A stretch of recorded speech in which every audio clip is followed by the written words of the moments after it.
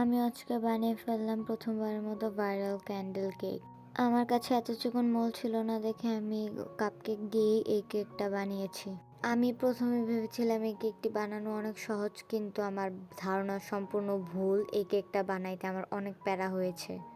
আমি অনেক কষ্টে এই কেকটার ফিনিশিং আনছি। টার্ন টেবিলটা ঘোরাতে ঘোরাতে আমার মাথা ঘুরিয়ে গিয়েছে। অনেক কষ্টের পর আমি ২টা কেক ফিনিশিং আনতে পেরেছি, কিন্তু তারপরে আবার আরেকটা বোর্ডে রাখতে গিয়ে ঠাস পড়ে গেল। তারপর অনেক যুদ্ধের পর আমি কেকটাকে আবার ফিনিশিংয়ে আনতে পেরেছি। মোমবাতির গলা অংশটুকুর জন্য আমি এখানে চকলেট গানাশ ব্যবহার করতেছি।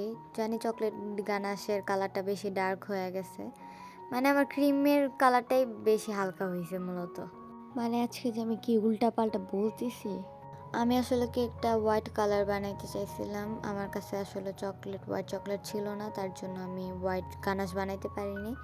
যাই হোক, মূলত এই কেকটার মেইন পার্ট, আমি ছোট ছোট যে বার্থডে কেকের মোমবাতি আছে ওগুলা মাঝখানে দিয়ে দিচ্ছি, তারপর ওখানে আগুন ধরিয়ে দিব, তাহলে আমাদের ভাইরাল ক্যান্ডেল কেক মেক হয়ে যাবে। এই পার্টটাই আসলে সব থেকে বেশি স্যাটিসফাইং।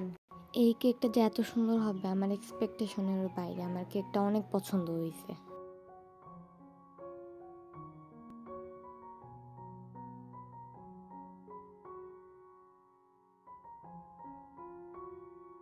সো গাইস, আজকের ভিডিওটা এই পর্যন্তই। আল্লাহ হাফেজ, দেখা হবে অন্য কোনো এক ভিডিওতে।